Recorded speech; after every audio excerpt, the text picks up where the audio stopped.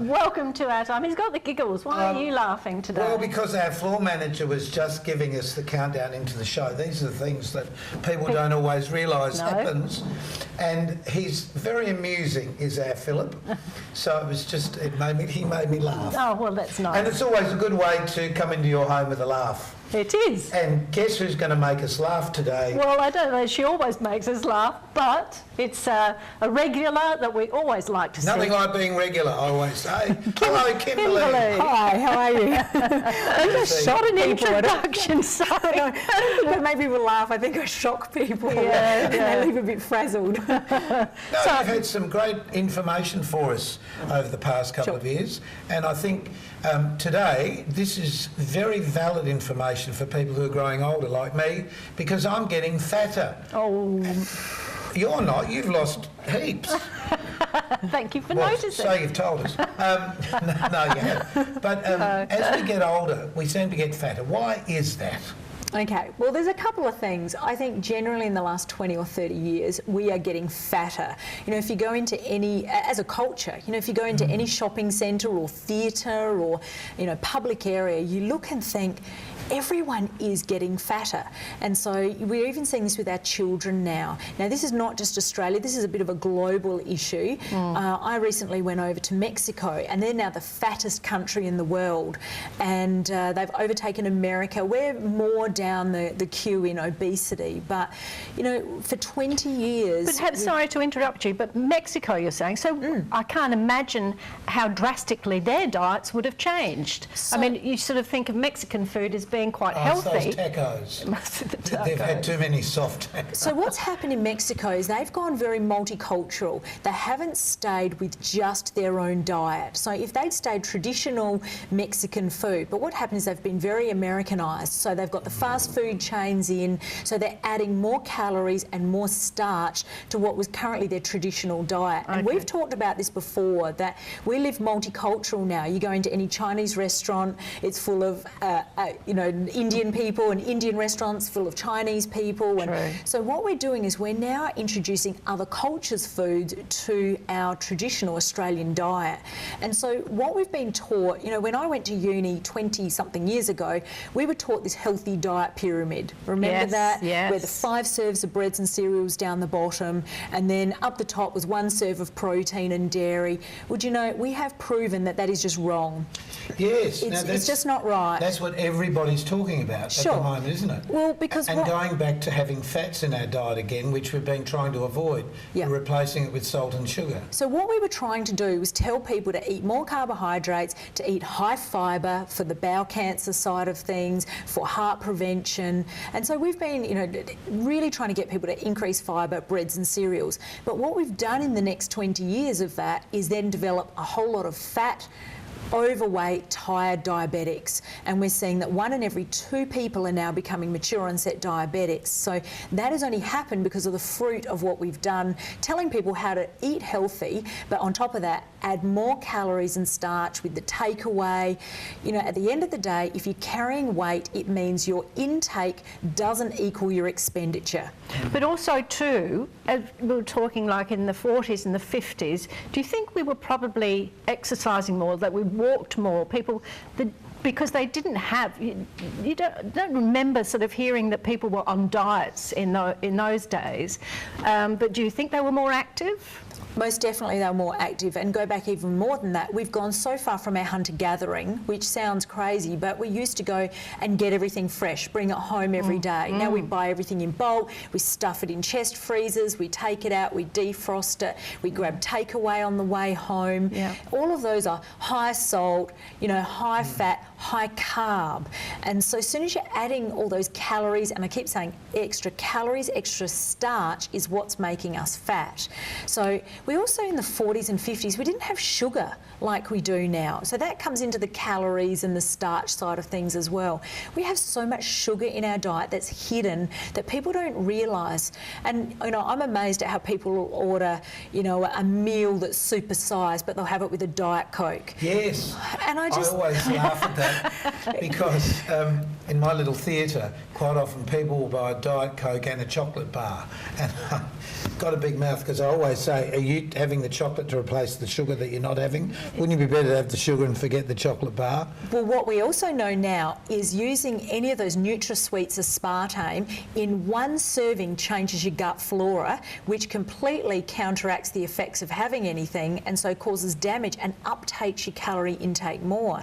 So there's so many people that are having equals and aspartames and diet yogurt, diet soft drink, diet cordial, diet yogurt. It's got a bitter aftertaste, I find, with most of those things. And when I've had anything that's so-called diet, yeah, it does. you know, you get like that afterwards. You know I don't what I mean? like But it. now either. And you they're get a not bad working. breath, and you get a bad breath, because Yeah. obviously if it is affecting your flora in your stomach, That's then right. that's repeating. I've Sure. just got to say, just recently in London, and I didn't see that many overweight people in London, and I worked it out because it would take me from where I was staying about an hour to come in on the train or the tube. Then you'd walk up and down through the tube stations and you'd go up the escalator, but there'd be stairs somewhere. And then being a city that you have to walk in, everyone was walking because the streets are full of people.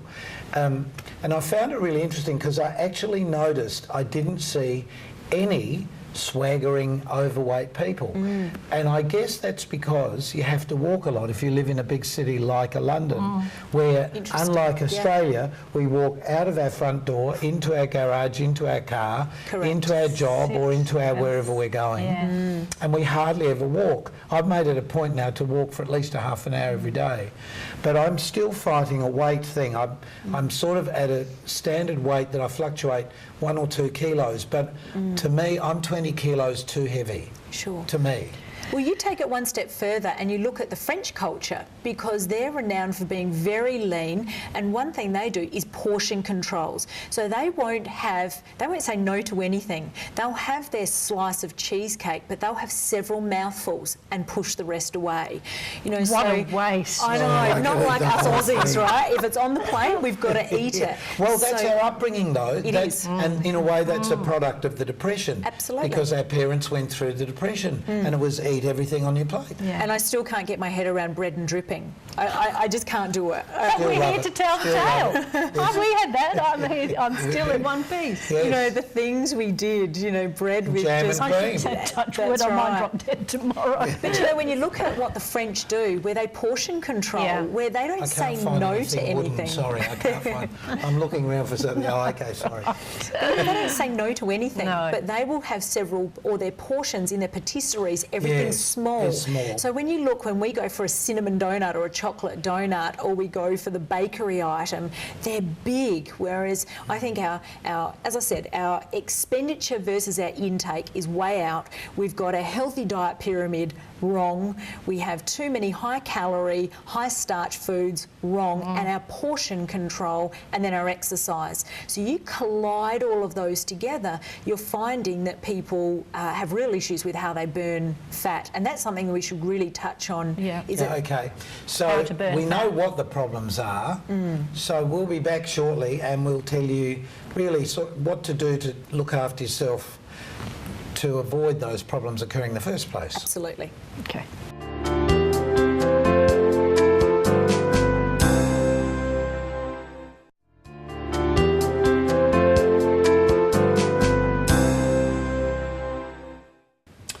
So we're back, We're and back we're with talking Kimberly. to Kimberly about weight, and so we've put the weight on. What's the best way to get it off? Now, is it it's not just exercise, obviously it's to do with diet as well. Can I just ask you a quick question? Why do we put weight on in the first place? At any age, why do we put it on? Is it just the ratio of, well, why don't you answer it So instead of me for pretending I know? Most people, it's where you're ingesting more than what you're burning off. Okay. And if we really were honest with ourselves and sat down, I get all my patients to do a food diary. And if you actually write down what goes in calorie or kilojoule, and you look at then what equals you burning it off, there's usually a mismatch there. Now, on top of that, if you then link in the exercise, you link in hormone problems, metabolic problems, a range of other things which we might touch on. You know, it really can make you put weight on, even if you haven't changed your diet, changed your lifestyle. And this is from childhood as well? Sure, that's right. But as we say too, as we get older, it is harder to lose weight. It is. So here's a lesson, a little biochemistry lesson in how we put weight on, because this will mess with you because no one had ever explained this to me before. When we lose weight in a ratio. So if you said to me, I've just lost a kilo, you didn't actually lose a kilo of fat. So you jumped on the scales, you went from 70 to 69, for example. Now, of 500 grams of that was fat. The other 500 grams was tissue, muscle, fluid and bone density. Okay, so if you said to me, I've just lost 9 kilo, about 4 to 5 kilo of that was fat, and the other 4 or so kilo was tissue, muscle, fluid, bone density. The problem is when you yo-yo, and most women in particular would know what I'm talking about, if you put that weight back on, you're putting back on total fat, not the fluid, not the tissue, muscle and bone density. So we call this yo-yoing. Now, most women have yo-yoed twice in their life, and if you've yo-yoed more than 4 kilo, so say I lost 4 kilo, of which it was only 2 kilo of fat. Would that be like for the wedding? Absolutely. Starve yourself, chicken soup, chicken broth, lose the 4 kilo, honeymoon, come home, first year of marriage, put 13 kilo on of total fat. And now, when you turn 40, that's right, you think it's time to do all that again. So you lose another 4 or 5 and then you put on 10. So you're just doing that, aren't you? So what happens, this is why the older you get, the flabbier you get, because you're losing tissue and muscle bone density. So you're losing your tone. You've also got all the hormone imbalances with that as well. So women would understand this is why everything heads south. Hey, men understand that too. They do. Well, because we go through similar things. It's not necessarily as obvious with a man, but you do. You go through times where I think it can affect you emotionally, and a lot of men will either drink or eat.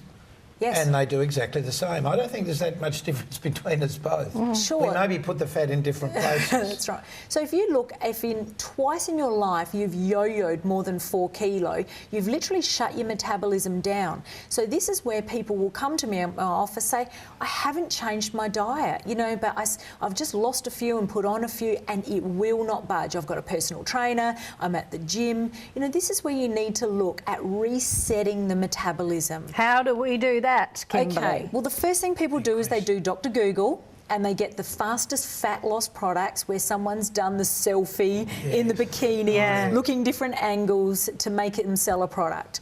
Okay, some of them work, some of them don't. Now, the first thing is, I hate saying this, they work better on men than women. They nearly always do. If I trial any fat loss product with a husband, wife, the man will lose more every single time. Why? You don't have as many hormones to contend with, and particularly when you've got weight around the middle, it burns faster with some of these products. So beware just doing a Google and going by testimonies. There are very few products on the market that will make you lose 35 kilo, okay? I think the thing to guard against, though, is it's money. Because with all of those weight loss programs, you're sucked in by an advertisement. Of course, or something that says, oh, I've lost, or here's the picture of me before and after. Or you see the late night TV programs and you see people who are really very buff looking and I'm using this thing. But there also always seems to be a flavour of the month, say. Of course. You know, it's like, oh, you have to try this and everybody's trying it. You know, it's like the cabbage diet and then...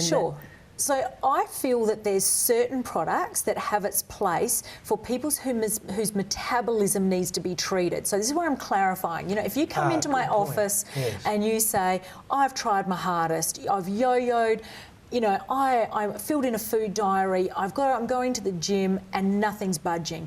Sometimes we need to treat the metabolism. First of all, we do hormone screening. Is there an estrogen dominance? If you have high estrogen and low progesterone, it wouldn't matter if you looked at a lettuce leaf, there is nothing coming off. That's where women stack it on their hips and they're, you know, does my butt look big in this? That's estrogen dominance, okay?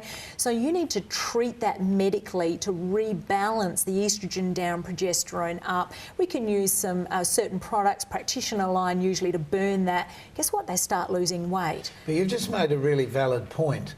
The point is it may not be all about the food we eat. Correct.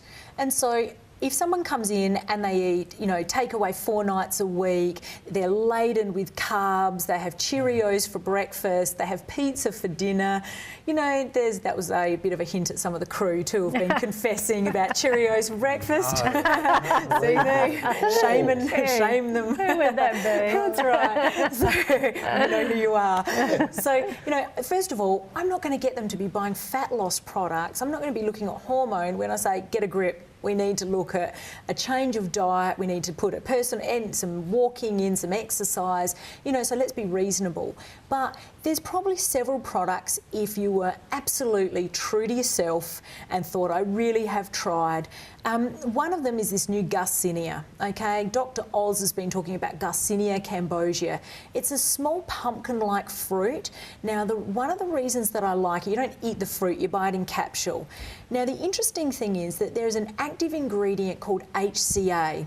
And HCA, if taken at the right dose at a 60 or 70%, does several things. One, lowers cholesterol. It's been proven scientifically to lower cholesterol. Second of all, to bring in your serotonin levels, your sleepy hormone. Third of all, burning abdominal wall fat, but revving the metabolism with no side effects, with no toxic level. So it's not a drug. It's not a drug, it's a natural thing, and it's all the rave, and I actually don't mind it if taken in consideration with a diet and exercise. Most people presenting with being overweight have cholesterol problems, they often have sleep apnea and sleep issues, and they often need a kickstart. Do you know, if you do a diet for a month and then don't lose any weight, you just fall off the wagon.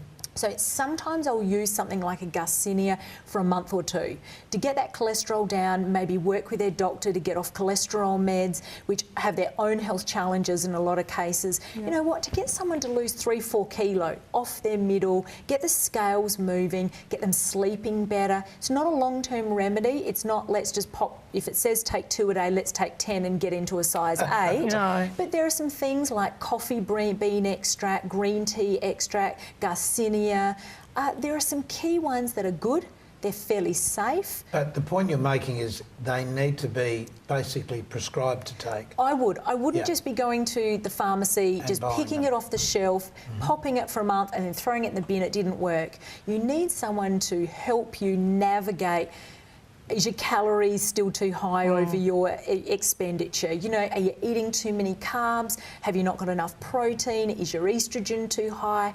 But I guess today's show is about giving people some hope, is that even though you've done the cabbage diet, the soup diet, the woman's weekly diet, the high protein diet, the Atkins, the Dukan, the 1, 2, 3, 4, 5, the 5 and 2, don't give up. There's a few there I've not heard of. Yes, I've heard of all of them. And most women have tried aspects of all of those diets, but you sometimes need a bit of help. So I'm saying don't give up. If you're really true to yourself and there is an issue, get to a healthcare practitioner, get to a dietitian or a naturopath or a nutritionist who can actually evaluate you holistically and get you started. How do you make the decision for who to go to, Kimberly? Well, you go by word of mouth. Okay. I think particularly in Adelaide, it's a small place, but Australia's a small place. Go to your lovelies, your girlfriends, your male friends and say, who have you been to? You look fantastic. What have you been doing? Who have you seen? What have you used?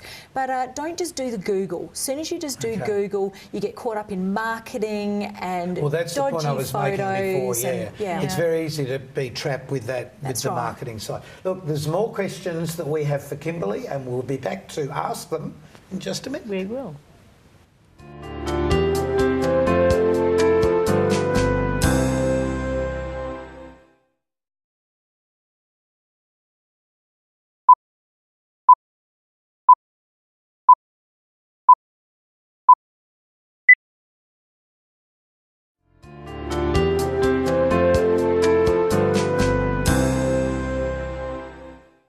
Welcome back to Our Time. We're with Kimberly with some good advice. Janice, do you get those hunger pains when sometimes you just need some comfort food? Not often, I don't. Oh, but I do just all the no. time. But as I said, every day at least 6 times. But I must admit, I have lost a little bit of weight, and I find myself, and I never usually Took do your this. shoe off, did you? just go for ice cream. Ice cream? Yeah, my husband's a lover of ice, so we've always got ice cream. But not, I don't eat a lot. I don't sit there with a tub. I just put a little bit in a glass. I do. And Okay. I have so much I love work it when to it do. melts around the outside and you scoop that so out that's, I guess carefully. that's my comfort. So comfort food is usually chocolate, it's usually ice cream. Now, one of the reasons is that it's fat. Fat is very soothing. So look, you can always try to change your kind of comfort food. So instead of going for ice cream, go for like a frozen yogurt. And so that's what people do is they just, it's not going to do it for you though, is it? No, I can tell. So if you're trying to get rid of some of your comfort foods, try to transpose them for something else. For example, people who work their way through a whole packet of chips while they're watching the movies, try to go for some homemade popcorn and then put something on it, some salt or a little bit of butter. No, not sugar. But try to put something in that's a little bit healthier rather than going for the full back of What chips. about nuts? Nuts are great, but wherever you can, try to go more raw rather than salted. So whatever your comfort food, try to just get a direct swap for. Now, I will also say there's often reasons why you comfort food or you crave. So people often do comfort food when they're in distress, when they're bored, when they're in grief.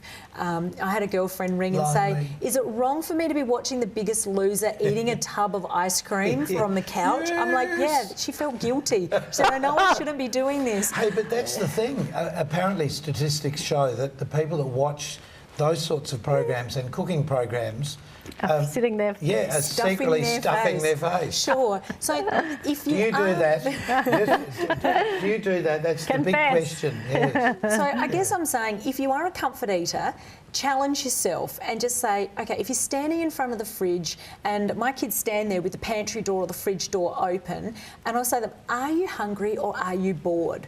And more often than not, they just shudder and realise they're actually just bored. Do you know, I do that. I open the fridge door and think, what would I like to eat that's That's in here? right. And I can't see anything that's easy. I shut the door and have a Great. glass of water. Okay, well, That's good. Boring, that, isn't it? I know, it is, It's but, true. you know, challenge yourself, you know, so if you're hoeing and you're halfway through a 1 litre tub of ice cream, I always talk about have a check-up from the neck up and just stop yourself and say, why am I doing this? Or if you find, I always say, if you do anything you do in the dark, anything that you do hidden is probably not good for you. No. So the people that are going through drive-through, stuffing it in around the corner from their house, So somebody's laughing.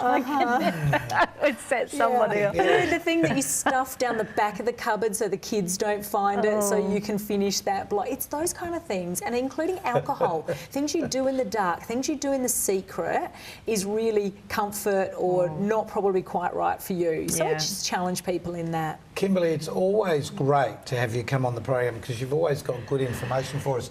And this year, you might like to ask Kimberly a question on Facebook. You might also like to watch us on YouTube. So if you missed the program, you can catch up with some of the information that we've given you via any of those platforms. Oh, I like saying that. We stand on so many platforms. Yeah. But Kimberly, once again, thank you because the information is always really valuable. We love having you on the programme. And as we grow older, we must remember this is not to frighten people, it's just to give people genuine Better information. knowledge. Yeah. Because Out of the nothing beats good information. That's it. That's right. Thank you very So much. until next time on Our Time, when we see you again, and hopefully we see you again, Join thanks us for your then. company and Take keep yourself care. nice till then. Bye.